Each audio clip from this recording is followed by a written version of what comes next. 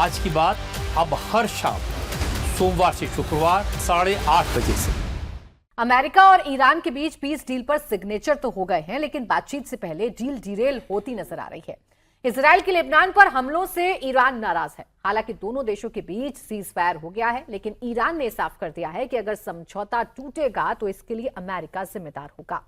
America को सभी मोर्चों पर जंग खत्म करानी होगी, तो उधर इजराइल ने कह दिया है कि दक्षिणी लेबनान से सेना नहीं हटाएंगे।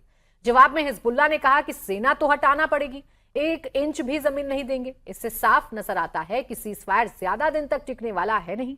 ऐसे में अगर इजराइल सीज फायर तोड़ता है तो ट्रंप की पीस डील लटक सकती है। अमेरिका और ईरान के बीच शुक्रवार को स्विट्जरलैंड में होने वाली पहली औपचारिक बातचीत टाल दी गई है। हॉर्मुज स्ट्रेट में जहाजों की आवाजाही बढ़ी है, लेकिन खतरा अभी भी बरकरार है। पीस डील का क्या होगा? इजराइल अगर नहीं मानेगा तो क्या फिर से युद्ध जैसे हालात पैदा होंगे? और ट्रंप के लिए ये कहना ईरान का कि इसके लिए अमेरिका ही जिम्मेदार होगा। हर्षवर्धन जी, किस तरफ बढ़ रहा है ये सिचुएशन? किस तरफ बढ़ रही है? समझौते पर साइन होने के बाद लगा कि अब शांति आ जाएगी, लेकिन क्या वाकई में शांति आएगी? नहीं, मुझे लगता है कि शांति के अलावा कोई विकल्प नहीं किसी के पास।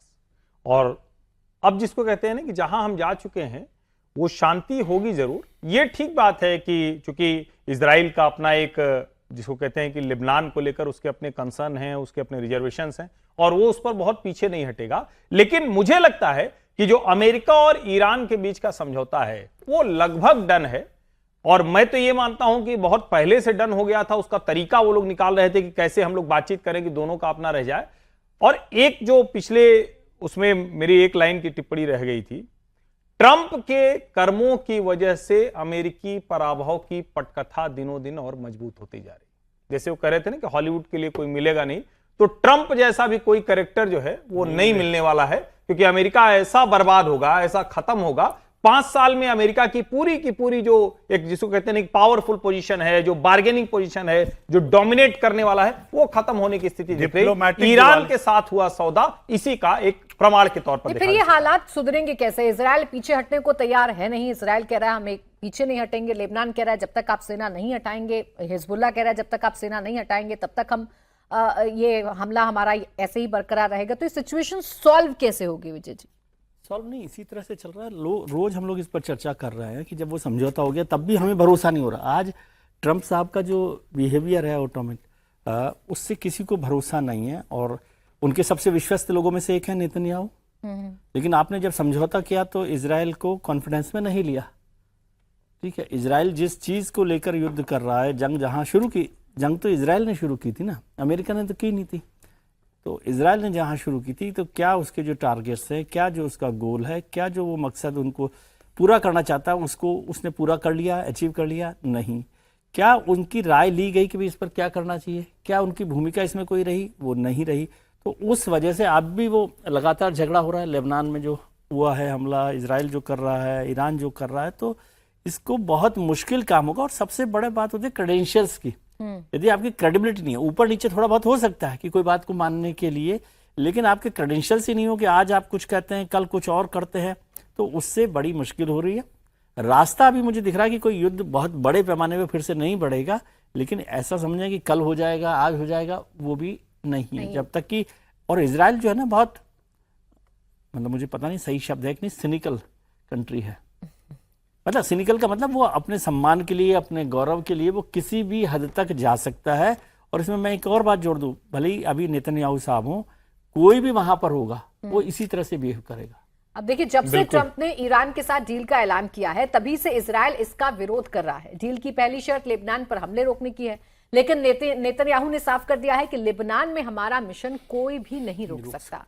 उनके रक्षा मंत्री बेन गिवर तो डायरेक्ट ट्रंप पर पर्सनल अटैक कर रहे हैं। अब अमेरिकी उपराष्ट्रपति जेडी वेंस ने जवाब दिया। वेंस ने कहा कि इजराइल भूल गया है कि पूरी दुनिया अगर कोई नेतन्याहू से सिंपैथी रखता है तो उसका नाम ट्रंप है। अमेरिकी हथियारों ने इजराइल को ईरान से बचाया है, ये बात उन्हें भूलनी नहीं चाहिए। That Netanyahu is fuming. That's not reflective of the conversations that I've had with him, but maybe he's saying something to somebody else that he's not saying to me. What I will say, and this does bother me, is that you've seen people within Bibi's cabinet who have come out and attacked the deal, and in some ways very personally attacked the President of the United States. And I guess my message to them would be twofold. Number one, Donald J. Trump is the only head of state in the entire world who is sympathetic to the nation of Israel at this moment in time. And he happens to be the head of state of the world's superpower.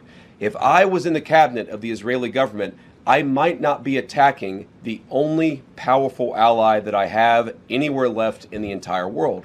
And the second message I would give to some of those cabinet members, Bibi, to his credit, has not gone down this path, but to some of these cabinet members in Israel who are attacking the President of the United States, the other thing that I would say is that over the last 3 months, 2/3 of the defensive weapons. देखिए, जिसकी चर्चा हम कर रहे थे समीर जी वही है कि इजराइल मान नहीं रहा, आपने उसे ट्रस्ट में नहीं लिया, बातचीत नहीं की, समझौता आपने साइन कर दिया है, पीस डील आपने साइन कर ली है, लेकिन नेतन्याहू जब अपनी बात पर अड़े हुए हैं तो आप उनको ये भी बता रहे हैं कि हमने कितने एहसान किए हैं आप पर, अगर हम नहीं होंगे तो फिर आपका क्या होगा? देखिए, मुझे लगता है कि ट्रम्प ने जिस तरीके से ईरान से समझौता किया है, इजराइल अपने आप को ठगा हुआ महसूस कर रहा है। इजराइल को लगता है कि भाई अमेरिका ने पूरी तरीके से हमारे हितों को नजरअंदाज कर दिया है और ट्रम्प और ईरान ने अपना अपना स्वार्थ देखकर इस सीज़फायर को अंजाम दिया और इजराइल को पूरी तरीके से उसके हित को नजरअंदाज कर दिया गया है। और यह नाराजगी नेतन्याहू ने बहुत स्पष्ट शब्दों में कहा, इजराइल के तमाम नेताओं ने कहा, और ट्रम्प ने यह बात भी कहा कि भाई मैं नेतन्याहू को समझा लूंगा, लेबनान तो उसको हमले रोकने होंगे। और जिस तरह से जेडी वेंस का बयान आया, ये बता रहा है कि भाई इजराइल में और अमेरिका के अंदर कुछ ना कुछ तो गड़बड़ चल रहा है। अमेरिका के कहने के बाद भी इजराइल लेबनान पे हमले को रोक नहीं रहा, लगातार कर रहा है। और इजराइल ने बता दिया कि भाई आपका ईरान से समझौता हुआ है, वो आपकी शर्त पे हुआ है, इसमें हमारी कोई भूमिका नहीं है, हमारे हित हम पहले देखेंगे। अगर हिजबुल्लाह हम पे हमले करेगा और हिजबुल्लाह, हमें लगता है हिजबुल्लाह की वहां उपस्थिति है, तो हम और दक्षिण लेबनान पे हमले करते रहेंगे, उसे रोकने नहीं वाले। यह बात तय है कि किसी भी स्थिति में इजराइल दक्षिण लेबनान से अपनी सेनाओं को वापस नहीं करने वाला है, भले ही ट्रम्प कहे या कोई कहे। अब जितने जगह पर उन्होंने कब्जा कर लिया है, इजराइल उसे अपने कब्जे में लेकर चलेगा, वो किसी स्थिति में नहीं छोड़ेगा। अब यह देखना है कि ईरान का रुख क्या होता है। क्या ईरान अमेरिका से कहता है कि भाई हम समझौता तोड़ देंगे अगर जगह खाली नहीं, इसमें ट्रम्प क्या भूमिका निभाते हैं? क्या ट्रम्प नेतन्याहू से बात करके उनको तैयार करते हैं? बहुत मुश्किल होगा। मुझे लग रहा है कि अभी भी जो समझौता हुआ है वो बहुत नाजुक डोर के ऊपर है, ये कभी भी टूट सकता है। आने वाले मुझे लगता है कि कुछ दिन ये बहुत महत्वपूर्ण होंगे, या तो इजराइल मानेगा या ईरान फिर समझौता तोड़ेगा। अमेरिका की भूमिका क्या होगी, ये देखने वाली बात होगी।